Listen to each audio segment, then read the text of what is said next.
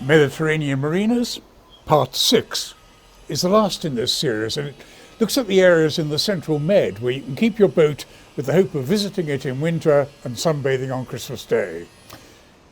Using the latitude of Gibraltar at 36 degrees north, you can see it's possible to go to places like Corfu, Malta, southern Sicily, Tunisia, and possibly Egypt.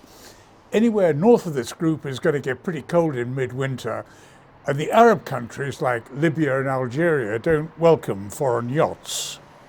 For this reason, my suggested route towards Malta goes via the Balearic Islands and the Corinth Canal, rather than the more direct route along the Algerian coast.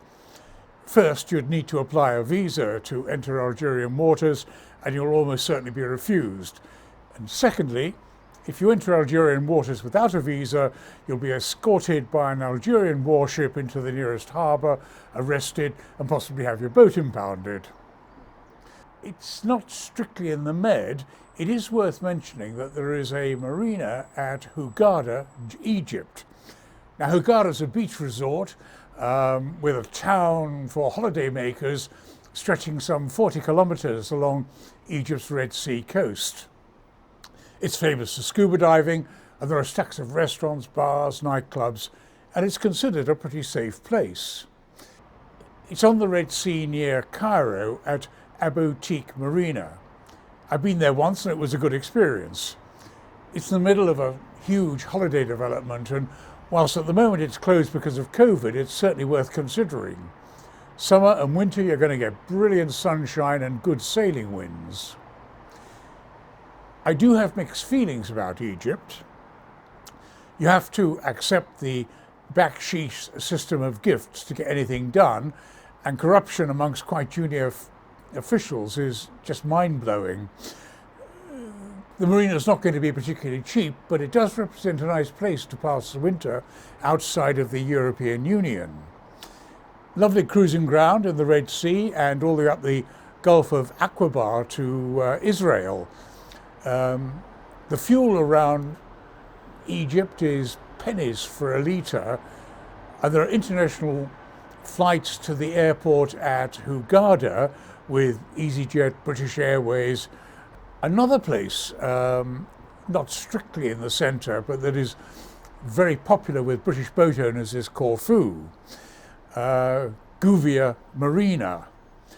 It will not be wonderful in winter, and there are fewer flights in and out, but it's close to Albania and Croatia, and is a good cruising base.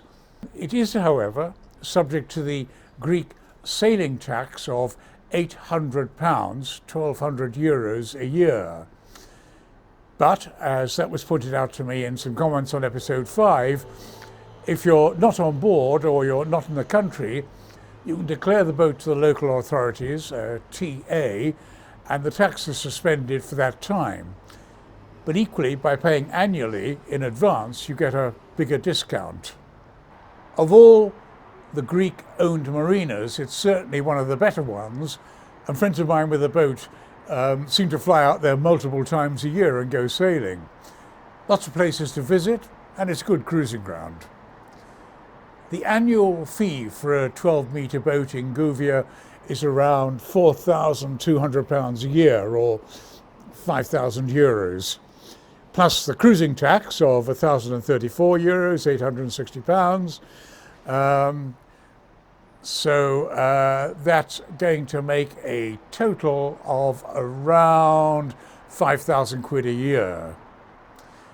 There is a 12-month waiting list for berths, so that probably says a lot about the place. Whilst Corfu is some 200 miles north of the Gibraltar winter sun latitude, only 30 miles north of it is part of the southern corner of the coast of Sicily. This coast runs north to south, and there's a lot of large, inexpensive marinas all along this eastern coast. But the southernmost port is one called Zamini, I think. This is a little fishing village with a marina, and for those who like peace and quiet is ideal. English isn't widely spoken, but I think the marina office will have a stab at it. The price of a marina berth there annually is around 2,100 UK pounds a year, or 2,500 euros. There are two airports, Palermo and Catania, and both have flights by Ryanair. A taxi from Palermo to Zamini goes via Catania, so it's probably better to try and get a flight in there. And the price of a taxi is going to cost you around 70 euros and take about an hour and a half. Just 60 miles to the south, and on almost exactly the same latitude as Gibraltar, is Malta, the George Cross Island, and one of the most delightful islands to visit in the central Mediterranean. It has everything a sailor could want. Malta is in the EU, so the 90-180-day rule applies. There's a wide range of marinas close to the main town of Valletta, and there's a superb boatyard that was once a British Navy boatyard like Devonport. It runs to the highest standards of work at very, very reasonable prices. Manuel Island Boatyard. There's a bridge connecting it to the mainland. Just past the boatyard, there is the large 700-berth Greek marina, and that is the place to head for. Well, it's where I go. It's normally very full of local boats, and the waiting list is long. It has local shops nearby, but the bus ride into Valletta is about 15 minutes. Well, I can live with that. On the other side from Greek Creek Marina is Roland Marina, which I confess I've never visited, but I know that it does have a very long waiting list. It's a much smaller marina. The airport from both of them is about a 15-minute taxi ride away and going to cost probably around 20 euros. Whilst you can find everything in the area of these two marinas, it's about a 15-minute bus ride to the capital city of Valletta, in which we spent many hours visiting the great museums about the Knights Templars and the Crusades, and the World War II history of the island, together with the British convoys that were trying to supply the starving population. It's also just a magnificent town to visit. I seriously considered keeping my boat there when I was living in Spain. In the main harbour of Valletta, there are several luxury marinas run by companies like Camper and Nicholson's, and their price for a 12-metre boat is 5,700 euros a year, or around 4,800 pounds a year. It's a bit of a hike into town, and although there are buses from just outside the main gate. The marina is aimed mainly at super yachts, but it does have 12-metre berths, and it does have some available.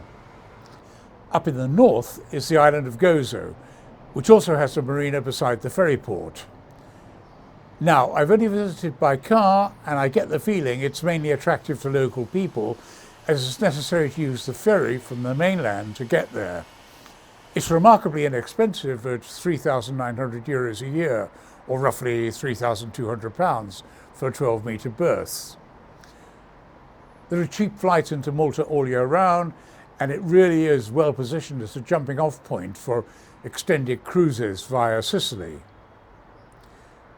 Louise and I did the passage from Gibraltar to Malta back in 2015, and I wrote a piece about it for my website, which you might or might not find interesting. If you are interested on the route and the time it took, then go to michaelbryant.com, and in the little blocks at the top of the page, click on Cruise 1995 HTM. I've no idea why it's called that, because we actually did it in 2015. Some 200 miles to the west, and in exactly the same latitude as Gibraltar, is Tunisia. And the article I wrote includes visiting there. Tunisia has several well-organized and well-established marinas at exceptionally inexpensive prices. Now, to be fair, you've got to take a view on Tunisia after the Arab Spring. The day we arrived there was in 2015, and was just shortly after the massacre of tourists on the beach at Port El Cantare. And I had sailed from northern Sicily towards Sidibu side Marina, which was a day voyage, and when we arrived we got no response from the marina and the entrance was silted up, so we couldn't get in there anyway. I diverted 40 miles north round to Bizerta, where there was an unfinished marina that we were not allowed to moor up in, but we were sent round to the fishing port where we were made very welcome. Then we found out about the massacre on the beach, and I contacted the British Embassy in Tunis with great difficulty. They had a system of referring all calls to London to someone working off a computer screen that had no knowledge whatsoever of the country, but continued to offer advice: do not go there. As we were already there and some 65-knot winds were imminent, it wasn't really very helpful. Eventually, after several calls, we were connected to a lady in the embassy in Tunis who was really helpful with security matters and told us about the local reality as they saw it in Tunis. Interestingly, the embassy had the SAS guarding the place. We needed to get to Tabarka in order to be able to make Mahon close hauled, and that's what we eventually did. 250-mile sail, very close hauled, but absolutely okay. Now, I'm not saying we were very comfortable going out in the towns of Bizerta or Tabarka, but we needed to shop for the boat, and we both spoke French, so we avoided talking in English in public. When we went into a cafe or a restaurant, we sat with our backs to the wall and we watched the entrance to observe who was coming in. I think we blended in to some extent. The French, Tunisia was French, and the French are pretty well accepted there. We were very careful not to visit the main danger areas, which the lady at the embassy said were tourist spots, tourist bars, cafes, demonstrations, and so on. On the UK government travel site for Tunisia today, February in 2020, it said the following: personal attacks are rare, but they do occur. Harassment of foreign women, including uninvited physical contact, can sometimes occur. Women should maintain at least the same level of personal security and awareness as in the UK, and take care when walking or travelling alone. You should avoid all protests and places where crowds gather. You should be particularly cautious in areas where previous protests have occurred, including the central parts of major cities and in the vicinity of government and parliament buildings in Tunis and elsewhere in the country. Now, I've been visiting Tunisia since I was a very young man, as it was one of the most inexpensive and warm destinations I could find. I always felt very welcome, and I always enjoyed the country enormously. The Tunisian tourist trade has been flourishing since the end of World War II, and millions of Brits have enjoyed brilliant, inexpensive holidays there until the Arab Spring and the tragic events of 2015. Since then, the new Tunisian government has done everything it can to revitalise the tourist industry. Would I go there and keep my boat there? The answer is yes, absolutely I would. Why? Well, because I think the dangers are on a par with visiting Paris, Manchester or London.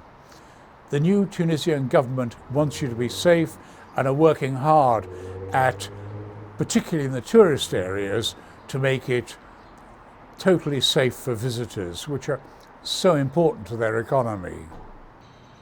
So, back to the marinas. The southernmost are at Sousse and Monastery, and 30 miles north of them is Hammamet.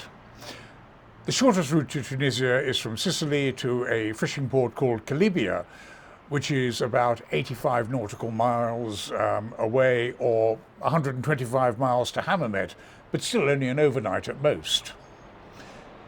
Calibia is a large fishing port which welcomes yachts up to 20 metres, and Although it doesn't actually have a marina as such, you can tie up at the quayside or possibly raft up against other sailing boats.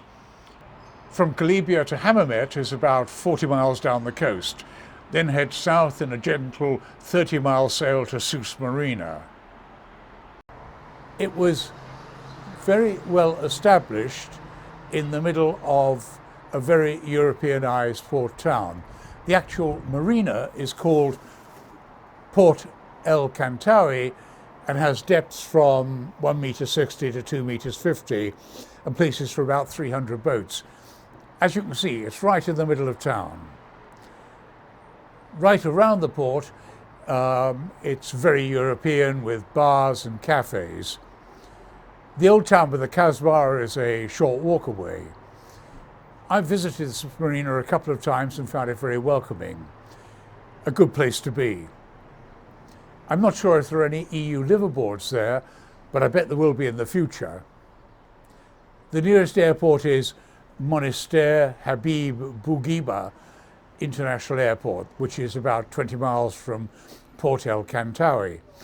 A luxury taxi to the marina is going to cost you about 20 quid, 25 euros.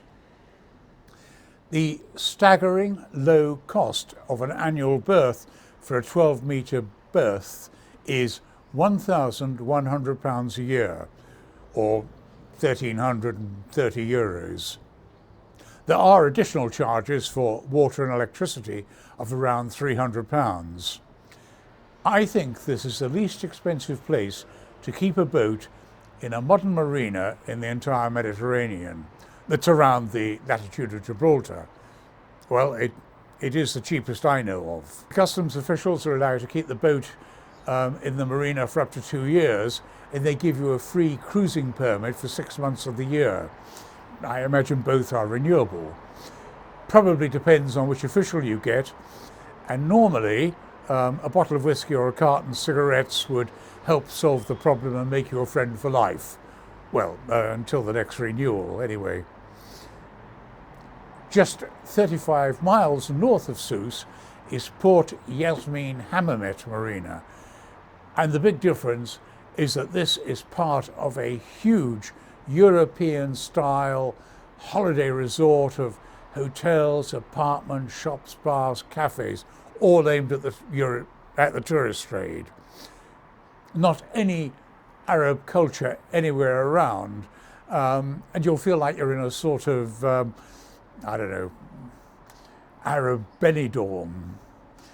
It's the primary tourist destination in Tunisia. A distance away from this area, there is still the historical town that was first settled by the Romans and has wonderful old forts, narrow streets, market stalls, and everything the average visitor could want to see.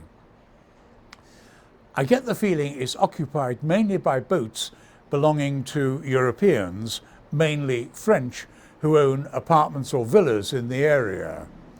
It's got a large travel lift-out area, and many of the skills you need to keep the boat looking good.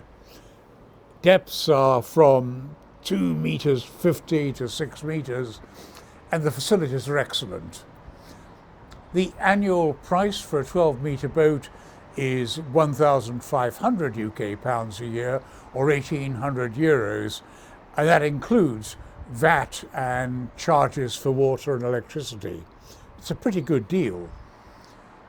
There are a couple of yacht service companies who'll keep an eye on your boat, and they'll do the anti-fouling for you each year. There are 3 restaurants around the marina area, and in general, there are modern shopping arcades and restaurants, all in a very European style. And there's even a modern souk, a modern street market. The weather today in February there is 16 degrees at noon and around 10 degrees at night. I used to holiday there in the winter when I was in my early 20s and thoroughly enjoyed the place, partly because I could afford it. And finally, along this coast is Monastery Cap Marina, 1,400 euros, including VAT. The French have always known what a good deal Tunisia is, well, partly because it was a French possession like most of North Africa. The marina has a strong French presence both in boats and local businesses and liveaboards. But from memory, most people speak English. It has sailmakers, chandlers, 30-ton travel lifts, mechanics, electricians, carpenters, washing machines, restaurants, cafes, bars, and everything you would expect to find in a UK or European marina, except at bargain-based prices. I once had my gearbox repaired in Tunisia at a Tunisian port for £100, and he thought he was ripping me off. When the same fault reappeared some 6 years later in Cambridge, Maryland, USA, it cost me 500 quid to get it fixed, except they couldn't, and I had to do it myself in the end. I think I'm making the point that things like engine mechanics, fridges, woodwork are all done by highly professional mechanics and engineers to a good standard in this country. There is European camping gas available at the fuel berths. The nearest airport is 3 miles away at Monastery, and there are direct flights to the UK which take 7 or 8 hours.